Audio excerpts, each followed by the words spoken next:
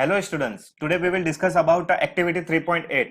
इस एक्टिविटी में हमें एक मेटल और एक नॉन मेटल दिया है और उनके नेचर को हमें जानना है कि क्या वो एसिडिक इन नेचर होते हैं या बेसिक इन नेचर होते हैं।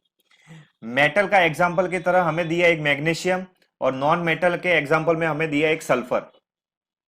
सबसे पहले हमें क्या करना है, मेटल जो मैग्नीशियम हमें दिया है उसे हमें क्या करना है, बर्न करना है। उस मैग्नीशियम को बर्न करने के बाद उसके जो एशिस निकलेंगे, जैसे कि आप इस एक्टिविटी में देख पा रहे हो, इस फिगर में आप देख पा रहे हो कि जैसे ही हमने ये मैग्नीशियम को बर्न किया तब हमें क्या मिला, उसके एशिस मिले। और ये जो एशिस मिले हमें क्या करना है, इस एशिस को हमें वाटर में डिसॉल्व करना है और फिर हम इसके नेचर को जानेंगे लिटमस पेपर के द्वारा। ठीक है, तो अगर जैसे मैग्नीशियम को हम बर्न करेंगे एयर की प्रेजेंस में, हमें क्या मिलेगा, मैग्नीशियम ऑक्साइड मिलेगा। ठीक है, जैसे हम रिएक्शन में देख पा रहे हैं 2Mg प्लस O2, तो हमें क्या मिल रहा है, 2MgO हमें मिल रहा है। ठीक है, और जैसे ही मैग्नीशियम ऑक्साइड को, मतलब कि जो हमें ऐश मिला है, उस एसिड को वाटर में डिसॉल्व करेंगे, मींस हाइड्रोजन में डिसॉल्व करेंगे, तब हमें क्या मिलेगा, MgOH ट्वाइस मिलेगा। ठीक है, MgOH ट्वाइस मतलब मैग्नीशियम हाइड्रोक्साइड हमें यहाँ पे मिलेगा। मैग्नीशियम हाइड्रोक्साइड हमारा क्या होता है, बेस होता है। कैसे हमें पता चला, जैसे ही वो सॉल्यूशन जो हमें मिला उस सॉल्यूशन में हमने पीएच पेपर को डिप किया, रेड पीएच पेपर को डिप किया, तो रेड पीएच पेपर हमारा ब्लू कलर में टर्न हो गया। ठीक है, तो जैसे ही वो अपना कलर चेंज कर देता है, रेड लिटमस पेपर अपना कलर ब्लू कलर में चेंज कर देता है, इसका मतलब कि वो बेसिक इन नेचर में है। और अगर ब्लू कलर रेड कलर में चेंज हो जाता है, इसका मतलब कि वो एसिडिक इन नेचर में है। और कोई भी कलर अगर अपना चेंज नहीं करता, किसी भी सॉल्यूशन में डिप करने के बाद कोई भी पीएच पेपर अपना कलर चेंज नहीं करता है, इसका मतलब कि वो न्यूट्रल इन नेचर में है।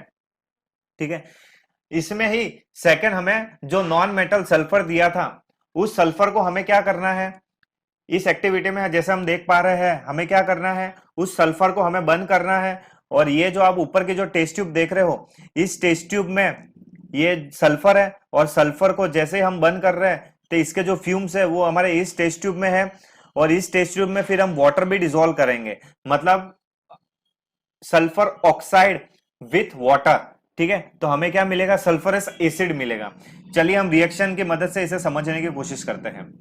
जैसे कि आप देख पा रहे हो, सल्फर नॉन मेटल होता है और काफी रिएक्टिव होता है, और वो एयर के प्रेजेंस में हमें क्या देगा, एयर के प्रेजेंस में S plus O2 mean sulphur plus oxide हमें मिलेगा, सल्फर डाइऑक्साइड मिलेगा।